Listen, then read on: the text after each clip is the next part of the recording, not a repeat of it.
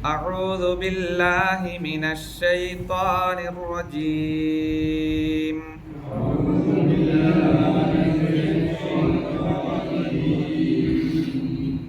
بسم الله الرحمن الرحيم.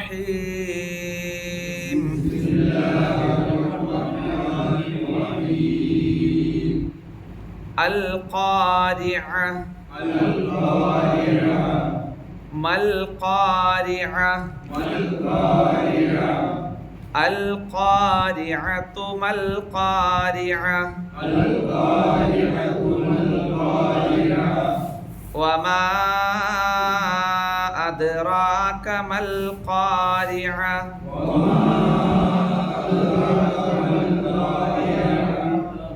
قارعة. ആരോ യാ പറയുന്ന പോലെ കേൾക്കുന്നു. قارعة يوم يكون الناس كالفراش المبثوث. يوم يكون الناس كالفراش المبثوث.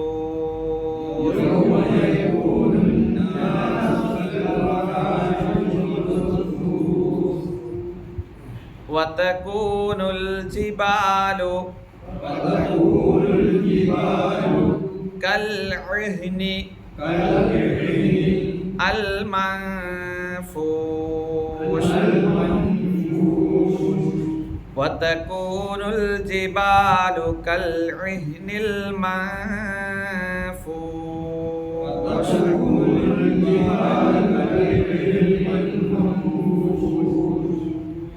فأما من ثقلت موازينه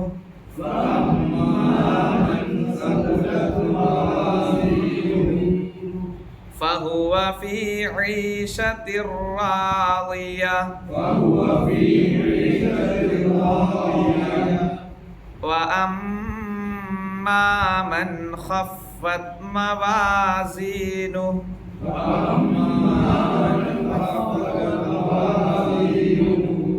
فأمه هاوية.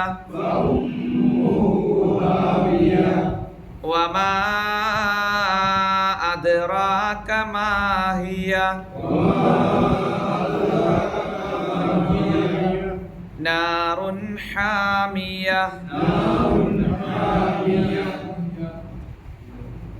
സൂറത്തുൽ ഖാരിഅ 101-ാമത്തെ സൂറത്ത്. മക്കിയായ സൂറത്താണ്. എത്ര ആയത്താണ്? 11 ആയത്ത്. ഖിയാമത്ത് നാളും അതിലെ ഭയാനകമായ സംഭവത്തെ വിവരിക്കുന്ന ഒരു സൂറത്താണ്. ഖാരിഅ എന്ന് പറഞ്ഞാൽ, അൽ ഖാരിഅ എന്ന് പറഞ്ഞാൽ ഭയങ്കര സംഭവം എന്നാണ്. ഖറഅ എന്ന് പറഞ്ഞാൽ എന്താ?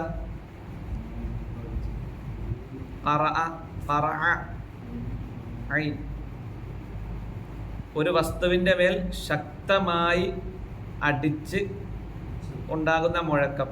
ആ മുഴക്കം വലിയ ഭയാനകമായിരിക്കും കേൾക്കുമ്പോൾ.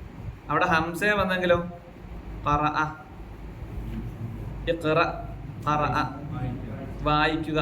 അപ്പൊ ഖറഅ വായിച്ചു, ഖറഅ ഐനായപ്പോൾ മുഴക്കം എന്നൊക്കെയാണ് അർത്ഥം. ഒരു വസ്തുവിൻ്റെ മേൽ ശക്തമായി അടിക്കുമ്പോൾ ഉണ്ടാകുന്ന മുഴക്കം. ഖാരിഅ എന്ന് പറഞ്ഞാൽ മുഴക്കുന്നവൻ, മുട്ടുന്നവൻ. ഖാരിഅ ഹംസയാണെങ്കിലോ ഓതുന്നവൻ, വായിക്കുന്നവൻ എന്നൊക്കെ. അൽ ഖാരിഅ, അൽ വരുമ്പോൾ എന്താണ് അതിൻ്റെ അർത്ഥം? അൽ ഒരു പ്രത്യേകമായ, ഇംഗ്ലീഷ് ദി എന്ന് ഉദ്ദേശിക്കുന്നത്. അൽ ഖാരിഅ ആ ഭയങ്കരമായ സംഭവം, ആ ഭയങ്കരമായ സംഭവം. ഖറഅ എന്ന് പറഞ്ഞാൽ ആ മുട്ടുന്നത് കൊണ്ട് ഉണ്ടാകുന്ന ആ ഒരു മുഴക്കം. അത് കേൾക്കുമ്പോൾ തന്നെ മനസ്സിന് വല്ലാതെ അസ്വസ്ഥതയാകും. അതല്ലെങ്കിൽ ലോകാവസാന സമയത്ത് എല്ലാം കൂട്ടിമുട്ടി തകരുമ്പോഴുണ്ടാകുന്ന ആ കാഹളത്തിൽ ഊതുമ്പോൾ ഉണ്ടാകുന്ന ഭയങ്കരമായ ഒരു അവസ്ഥ. അൽ ഖാരിഅ എന്ന് പറഞ്ഞാൽ ആ ഭയങ്കരമായ സംഭവം. മാ എന്താണ്, മാ എന്താണ്. മാക്ക് ഇപ്പൊ ഫിഅലിന്റെ കൂടെ ഒരു പ്രവൃത്തിയുടെ കൂടെ ചിലപ്പോൾ വരുമ്പോ ഇല്ല എന്ന അർത്ഥം വരും. മാ ഫഅല ചെയ്തില്ല, മാ ഖറഅ വായിച്ചില്ല. ഇവിടെ മൽ ഖാരിഅ എന്താണ് ആ ഭയങ്കര സംഭവം. മൽ ഖാരിഅ എന്താണ് ആ ഭയങ്കര സംഭവം. അപ്പൊ ശരിക്കും പറയുമ്പോൾ ഭയങ്കരമായ ആ സംഭവം എന്നാൽ എന്താണ്?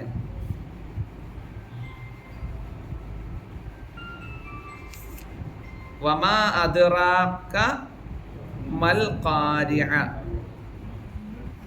എന്താണ് വമാ അദ്റാക? എന്താണ് നിന്നെ അറിയിച്ചത്. അതിനർത്ഥം നിനക്ക് എന്ത് അറിയാം. അദ്റക അല്ല, ദറ എന്ന് പറഞ്ഞാൽ അറിഞ്ഞു, അദ്റ എന്ന് പറഞ്ഞാൽ അറിയിച്ചു. അദ്റക നിന്നെ അറിയിച്ചു. അപ്പം മാ അദ്റക എന്താണ് നിന്നെ അറിയിച്ചത്. അപ്പൊ നിനക്ക് എന്തറിയാം. മൽ ഖാരിഅ ഭയങ്കരമായ അസംഭവം. അപ്പം വമാ അദ്റാക മൽ ഖാരിഅ ആ ഭയങ്കര സംഭവം എന്നാൽ എന്താണ് എന്ന് നിനക്ക് എന്തറിയാം. ആ ഭയങ്കര സംഭവം എന്നാൽ എന്താണ് എന്ന് നിനക്ക് എന്തറിയാം. ഇവിടെ യഥാർത്ഥത്തിൽ ഒരു ചോദ്യത്തിന്റെ രൂപമാണ് അള്ളാഹു ഉപയോഗിച്ചിരിക്കുന്നത്. കാരണം ഒരു സദസ്സിൽ നിന്ന് പെട്ടെന്ന് ശ്രദ്ധ കിട്ടണമെങ്കിൽ എന്താണ്, ചില പ്രസംഗത്തിനൊക്കെ തുടക്കം കേൾക്കല്ലേ, ഇന്ന് 1956 എന്താണ് സംഭവിച്ചതെന്നറിയാമോ, അല്ലേ? അതൊക്കെ ഒരു സദസ്സിന്റെ ശ്രദ്ധ പിടിച്ചു പറ്റാൻ. അപ്പൊ ഈ ഒരു ഗൗരവമായ സംഭവത്തെ പറ്റുമ്പോൾ ഒന്നുകൂടി മനുഷ്യ മനസ്സുകളെ ശ്രദ്ധ ഉണ്ടാകുവാൻ, നിസ്സാര കാര്യമല്ല, അത് ആ രൂപത്തിലുള്ള ഒരു പ്രയോഗമാണ്. ഇതേ പ്രയോഗമാണ് നമ്മൾ പ്രസംഗത്തിലും മറ്റും ഉപയോഗിക്കുന്നത്. അന്ന് എന്താണ് സംഭവിച്ചതെന്നറിയാമോ എന്ന് ചോദിക്കുമ്പോൾ ആ രൂപത്തിലുള്ള പ്രയോഗങ്ങൾ. മൽ ഖാരിഅ എന്താണ് ആ ഭയങ്കര സംഭവം, അല്ലെ? ഇനി ആ സംഭവം എന്താണ് എന്ന് തൊട്ടടുത്ത ആയത്തിലൂടെ അള്ളാഹു വിവരിക്കുകയാണ്. അന്നത്തെ അവസ്ഥകളെ സംബന്ധിച്ച് ആൽ ഖാരിഅ ആ ഭയങ്കര സംഭവം നടക്കുന്ന സമയത്ത് എന്തൊക്കെയാണ് ഉണ്ടാവുക എന്നതിലെ ചെറിയ ചില കാര്യങ്ങൾ സൂചിപ്പിക്കുകയാണ്.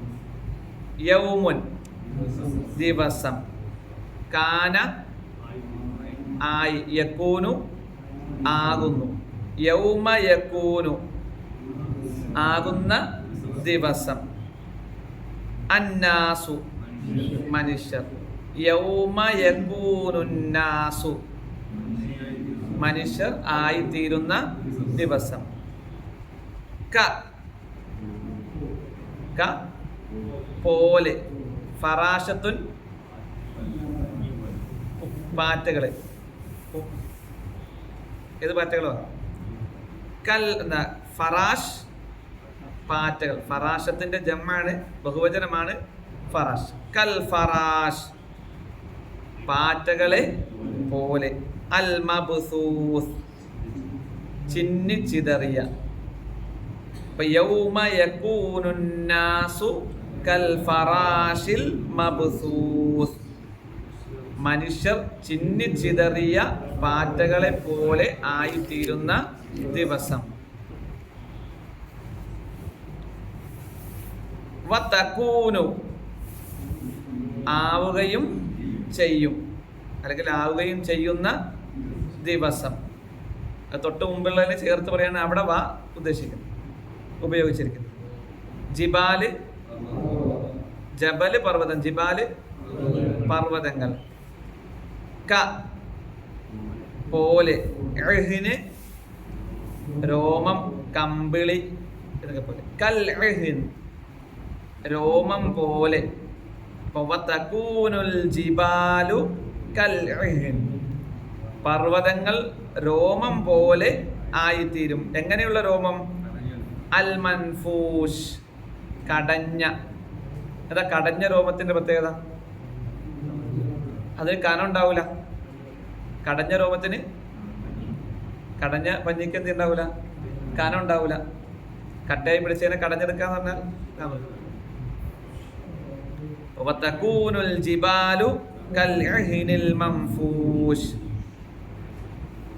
പർവ്വതങ്ങൾ കടഞ്ഞ രോമം പോലെയും ആയിത്തീരുന്ന ദിവസം. അപ്പം മനുഷ്യർ, അത് പ്രകൃതിയിലെ ഏറ്റവും ശക്തർ ഏത്, കായിക ബലം കൊണ്ടല്ല, ബുദ്ധിശക്തിയും മറ്റും കൊണ്ട് ഏറ്റവും ശക്തരാരാണ്? മനുഷ്യർ തന്നെയാണ്. മനുഷ്യരെക്കാൾ എത്രയോ ശക്തിയും കഴിവുമുള്ളതിന് കീഴൊതുക്കാൻ, അല്ലെ, ആ മൃഗങ്ങളെയൊക്കെ തൻ്റെ വരുതിയിൽ കൊണ്ടുവരാൻ ഒരു വേള മനുഷ്യന്റെ ബുദ്ധിശക്തിയും ഇതെല്ലാം കൊണ്ട് കഴിയുന്നുണ്ട്, അല്ലെ. അങ്ങനെ ശക്തനെന്ന് സ്വയം നടിക്കുന്ന ആ മനുഷ്യർ, അവര് ചിതറിയ പാറ്റകളെ പോലെ ഒന്നുമല്ലാതെ അവന്റെ ആ കനം എടുത്തു മാറ്റപ്പെടും. ഏതുപോലെ? അവിടെ പർവ്വതം, അല്ലെ, ഏറ്റവും കരുത്തുറ്റത് ഏതാണ്? അല്ലെ, പർവ്വതങ്ങളാണ്, പാറകളാണ്. സുമ്മ ഖസത്ത് ഖുലൂബുകും മിൻ ബഅദി ദാലിക ഫഹിയ കൽ ഹിജാറ. അവരുടെ ഹൃദയങ്ങൾ പാറകളെ പോലെ കടുത്തുപോയി എന്നുള്ള പറയുന്നുണ്ട്. ആ കനമുള്ളതിനെല്ലാം എന്തായി മാറും? ഒരു കനവുമില്ലാത്ത അഹങ്കാരത്തിന്റെ കനം, വലിയ ആളാണെന്ന് തോന്നുന്ന ഒരു തലക്കനം എന്നൊക്കെ നമ്മൾ പറയുകയല്ലേ. മനുഷ്യന്റെ കനവും എടുത്തു മാറ്റപ്പെടും, അതേപോലെ പർവ്വതത്തിന്റെ കനവും എടുത്തു മാറ്റപ്പെടും. അപ്പൊ പടച്ചവന്റെ ഓരോ ഉദാഹരണങ്ങൾ, കാരണം കനമുള്ളതെല്ലാം ഒന്നും അല്ലാതായി മാറും. മുമ്പ് നമ്മൾ പഠിച്ചു ആയത്ത് ഏത്? വയസ്അലൂനകാനിൽ ജിബാൽ, പർവ്വതങ്ങളെ പറ്റി അവർ ചോദിക്കുന്നു. ഫഖുൽ, നീ പറഞ്ഞു കൊടുക്കുക, യൻസിഫുഹാ റബ്ബി നസ്ഫ, അതിനെ പൊടിച്ച് ചെറിയ തരികൾ പോലെ അള്ളാഹു ആക്കിക്കളയും. അതേ പ്രയോഗം തന്നെയാണല്ലോ കല്യഹിൻ, അതിനെന്താക്കും? കല്യഹിനിൽ മൻഫൂഷ്, കടഞ്ഞ രോം പോലെ ആക്കിക്കളയും.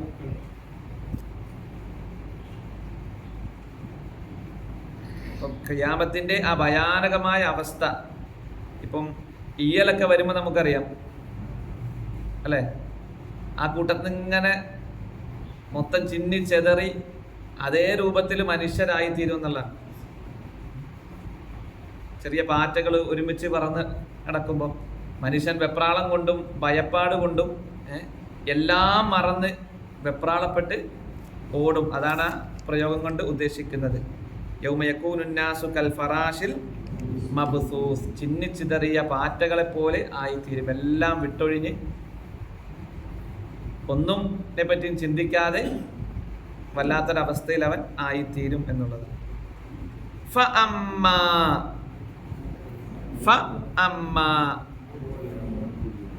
അങ്ങനെ എന്നാൽ, അങ്ങനെ എന്നാണ് അവിടെ ഫാക്കത്ത്. മൻ, ഒരുവൻ, ആര്? സഖുല, സഖുല കനം തൂങ്ങി, അല്ലെങ്കിൽ സഖുലത്ത് കനം തൂങ്ങി. മവാസീനുഹു,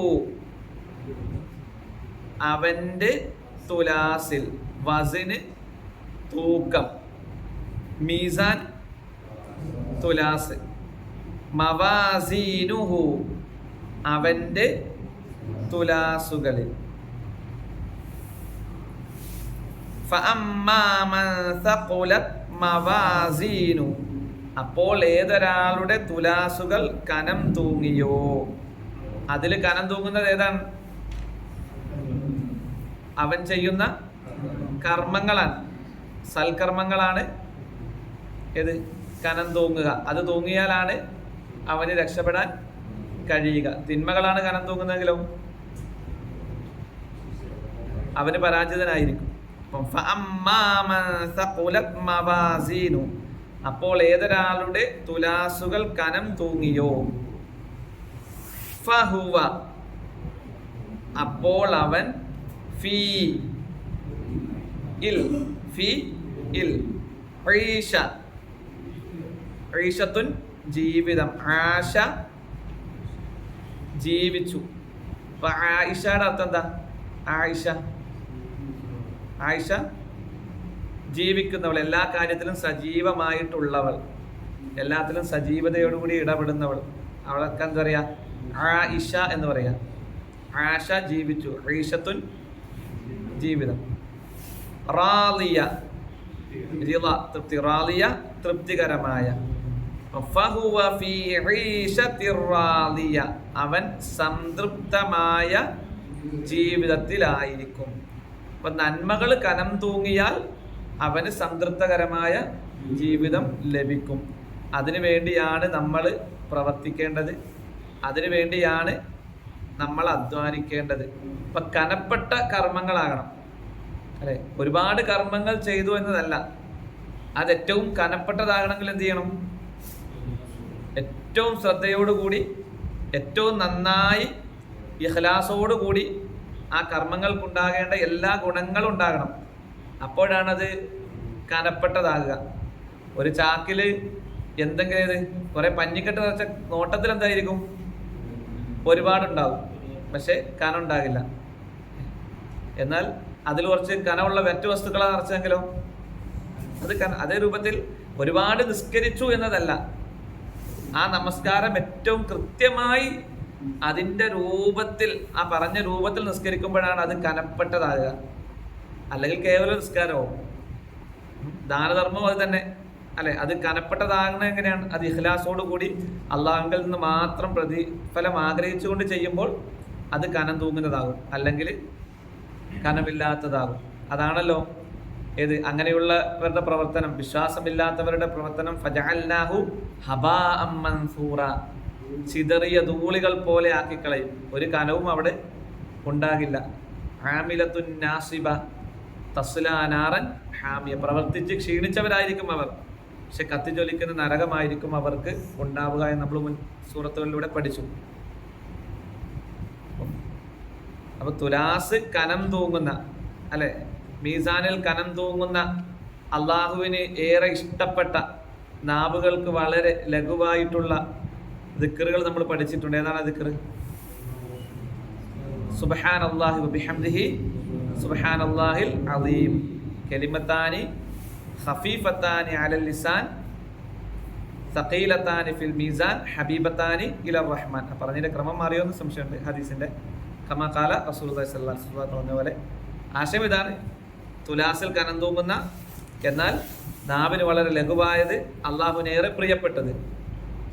സുബ്ഹാനല്ലാഹി വബിഹംദിഹി സുബ്ഹാനല്ലാഹി ഇതേ രൂപത്തിലുള്ള ദിക്റുകൾ നമ്മൾ വർദ്ധിപ്പിക്കണം. ഒരാൾ ഒരു ദിവസം സുബ്ഹാനല്ലാഹി വബിഹംദിഹി എന്ന് 100 തവണ പറഞ്ഞാൽ അവൻ്റെ ചെറിയ പാപങ്ങളെല്ലാം അള്ളാഹു പൊറുക്കും. അത് കടലിലെ നുരയോളം ഉണ്ടെങ്കിലും ശരിയെന്ന് പ്രവാചകൻ സല്ലല്ലാഹു അലൈഹി വസല്ലം പഠിപ്പിക്കുന്നു. അപ്പം ഈ ദിക്റുകൾ നമ്മൾ കൂട്ടത്തിൽ ഓർക്കുക. രണ്ടാമത്തേത്, അവിടെ തൂക്കുന്നത് അള്ളാഹുവാണ്. അള്ളാഹു സ്ഥാപിച്ച തുലാസിലാണ് തൂക്കുന്നത്. അതുകൊണ്ട് തന്നെ അവിടെ ഒരു അനീതി ഉണ്ടാകില്ല. വനളഉൽ മവാസീനൽ ഖിസ്ത ലിയൗമിൽ ഖിയാമ, ഉയർത്തെഴുന്നേൽപ്പിന്റെ നാളിൽ ഏറ്റവും കൃത്യമായ തുലാസ് നാം സ്ഥാപിക്കും. ഫലാ തുദ്ലമു നഫ്സുൻ ശൈഅ, അന്നേ ദിവസം ഒരാളോടും എന്ത് ചെയ്യില്ല? അക്രമം കാണിക്കുകയില്ല. വഇൻ കാന മിസ്ഖാല ഹബ്ബത്തിൻ മിൻ ഖർദൽ, ഒരു ധാന്യമണി, ഒരു കടുകുമണി തൂക്കം പ്രവർത്തനമാണ് ഒരാൾ ചെയ്തിട്ടുള്ളത് എങ്കിലും അത്തൈനാ ബിഹ, അത് നാം കൊണ്ടുവരിക തന്നെ ചെയ്യും. വകഫാ ബിനാ ഹാസിബീൻ, കണക്ക് നോക്കുന്നവനായി നാം തന്നെ മതി എന്ന് അള്ളാഹു പറയാം. അപ്പൊ അള്ളാഹുവാണ് കണക്ക് നോക്കുന്നത്, അള്ളാഹു സ്ഥാപിക്കുന്ന തുലാസാണ്. അതിൽ കനം തൂങ്ങണമെങ്കിൽ അവൻ പറഞ്ഞ രൂപത്തിൽ തഖ്വയോടെ ഇഖ്ലാസോടെ പ്രവാചക സുന്നത്ത് അനുസരിച്ച് കർമ്മങ്ങൾ ചെയ്യുമ്പോഴാണ് അത് കനമുള്ളതാവുക. അതിനായി നമ്മൾ ശ്രദ്ധിക്കുക. അള്ളാഹു തൗഫീഖ് ചെയ്യട്ടെ. അങ്ങനെയുണ്ടെങ്കിൽ ഫഹുവ ഫീ ഈശത്തിർ റാളിയ, അവൻ സംതൃപ്തമായ ജീവിതത്തിലായിരിക്കും. തുടർന്ന് അങ്ങോട്ട് വിജയമാണ് അവന് ഉണ്ടാവുക. എന്നാൽ വഅമ്മാമൻ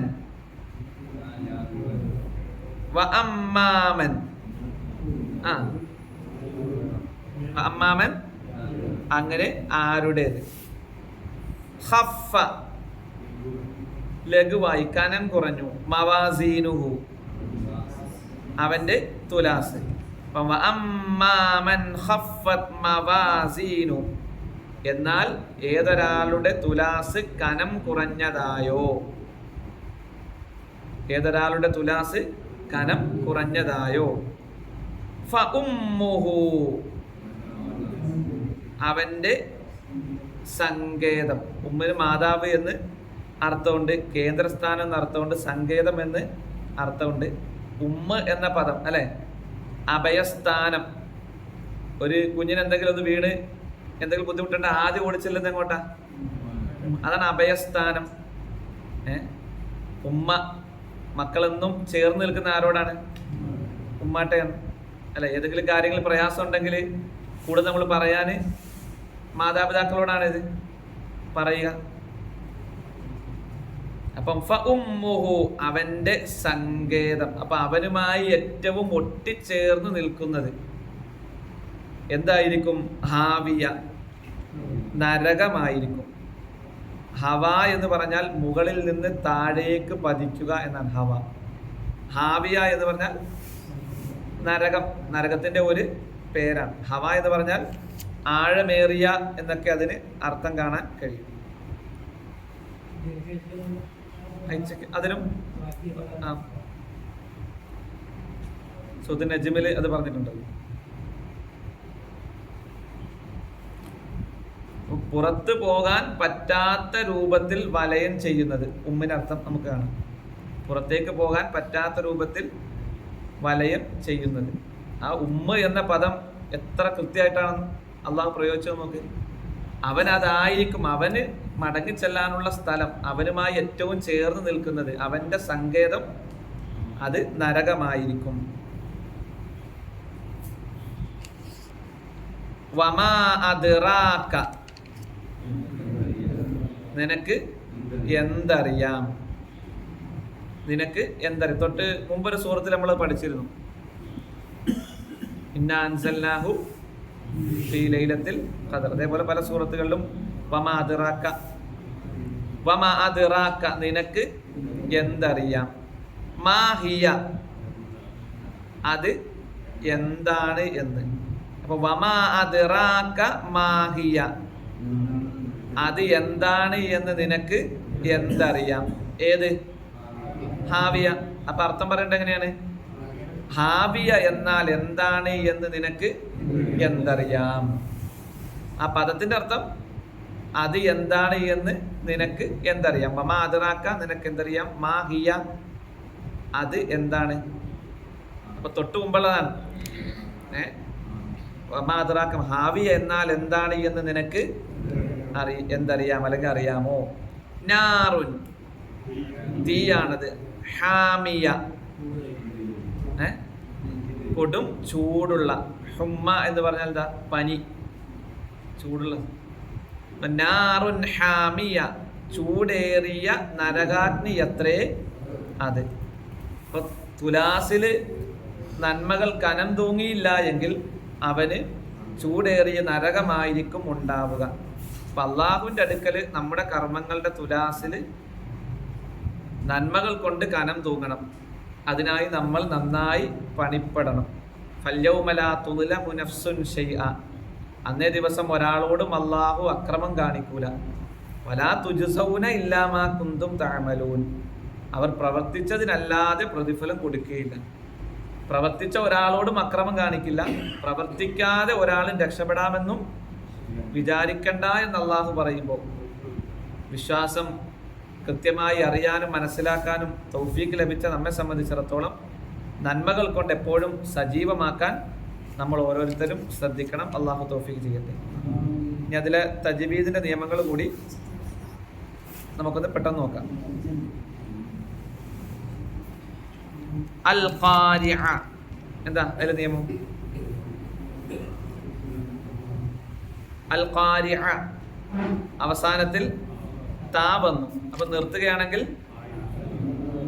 സുക്കൂനുള്ള ഹാ ആക്കി നിർത്തണം. കൂട്ടി എഴുതുകയാണെങ്കിൽ അൽ ഖാരിഅതു മൽ ഖാരിഅ അങ്ങനെ പോകും. മൽ ഖാരിഅ അവിടെ നിയമം അത് തന്നെയാണ്. വമാ അദ്റാക മദ് മുൻഫസിലാണ്. മദ്ദിന്റെ അക്ഷരത്തിന് ശേഷം ഹംസ തൊട്ടടുത്ത പദത്തിലാണ് വന്നത്. അവിടെ ഒരു ലിഫോ 3 ലിഫോ. മൽ ഖാരിഅ അവിടെ വഖഫിന്റെ നിയമം അത് തന്നെയാണ്. യൗമ യകൂനുൻ നാസു നൂന് ശദ് വന്നു മണിക്കണം. കൽ ഫറാഷിൽ മബ്സൂസ് അവിടെ ശ്രദ്ധിക്കണം, രണ്ടും സായാണ്, സീനല്ല. നാക്കൊരു അല്പം പുറത്തേക്ക്, നാക്കിന്റെ മുമ്പിൽ പല്ല്. മബ്സൂസ്. അവസാനം കസർ വന്നു നിർത്തുകയാണെങ്കിൽ സുക്കൂൻ കൊടുത്ത് നിർത്തണം.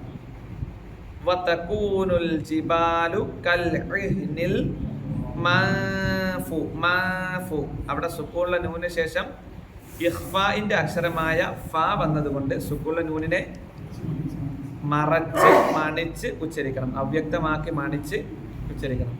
മാഫൂഷ്.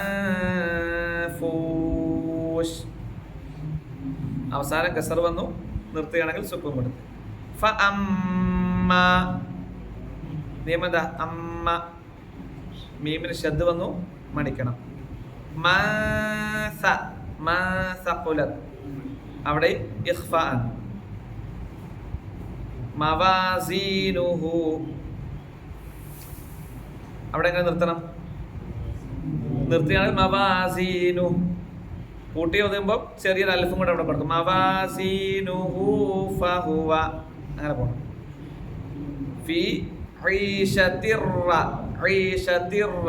ഈശത്തിൻ റാളിയത്ത്. അപ്പം അവിടെ ഇദ്ഗാം ബിലാ ഗുന്നയാണ്, മണിക്കാതെ കൂട്ടിച്ചേർക്കണം. തൻവീന് ശേഷം ലാമ് അല്ലെങ്കിൽ റ, ഈ രണ്ടക്ഷരങ്ങൾ ഏതെങ്കിലും ഒന്ന് വന്നാൽ ഇവിടെ മണിക്കരുത്, കൂട്ടിച്ചേർക്കണം. ഈശത്തിർ റാളിയ. അവസാനം താ വന്നു, ഹാത്ത വന്നു, അതുകൊണ്ട് സുക്കൂനുള്ള ഹായാക്കി നിർത്തണം. വ അമ്മ. നിയമം നമുക്കറിയാം. പിന്നെ ഏതാ? മൻ ഖഫത്ത്. അവിടെ ഏതാ നിയമം?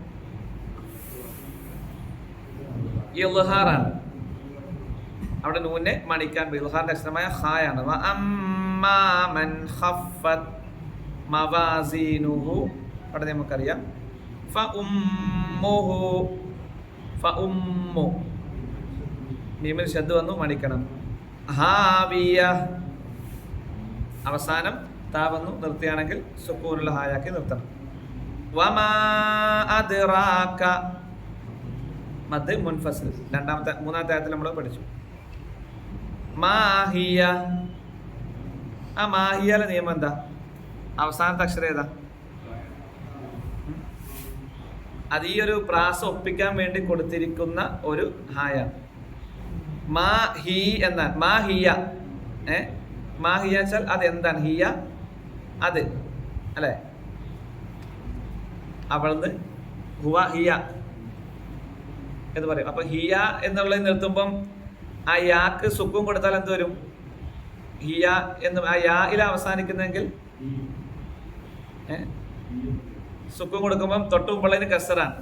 മാ ഹി എന്നും നിർത്താം അവിടെ വേണമെങ്കിൽ. മാതറാക്ക മാ ഹി എന്നും നിർത്താം, അങ്ങനെയും പറയുന്നത്. എന്നാൽ അവിടെ ആ തൊട്ട് മുമ്പുള്ള ആയത്തിന്റെ അതേ പ്രാസം ഒപ്പിക്കാനാണ് ചെറിയൊരു ഹാ കൊടുത്തിരിക്കുന്നത്. മാഹിയ. മാഹിയഹ് എന്ന് വായിക്കുന്നത്. മാഹിയ. മാഹിയ. തൊട്ടുമുമ്പ് നമ്മൾ പഠിച്ച പോലെ തന്നെ, തൊട്ടുമുമ്പുള്ള ആയത്തില് ഹാവിയ ഉച്ചരിച്ച പോലെ തന്നെ മാഹി. എന്നാൽ കൂട്ടി ഓതുകയാണെങ്കിൽ എങ്ങനെ ഓതണം? മാഹിയത്തു എന്നല്ല.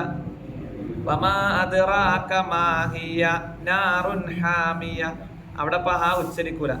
യഥാർത്ഥത്തിൽ അവിടെ ഹാ ഇല്ല, അതൊരു പ്രാസം ഒപ്പിക്കാൻ വേണ്ടി മാത്രം കൊടുത്തിരിക്കുന്നതാണ്. മാഹി എന്നാണ് അവിടെ വരിക. അപ്പൊ കസറിന് ശേഷം സുക്കുള്ള യാ വന്നാൽ അവിടെ നീട്ടണം. നാറുൻ ഹ. തൻവീന് ശേഷം ഇൽഹാറിന്റെ അക്ഷരമായ ഹ വന്നതുകൊണ്ട് തൻവീനെ വെളിവാക്കണം, മണിക്കരുത്. ഹാമിയ. അവസാനം താ വന്നതുകൊണ്ട്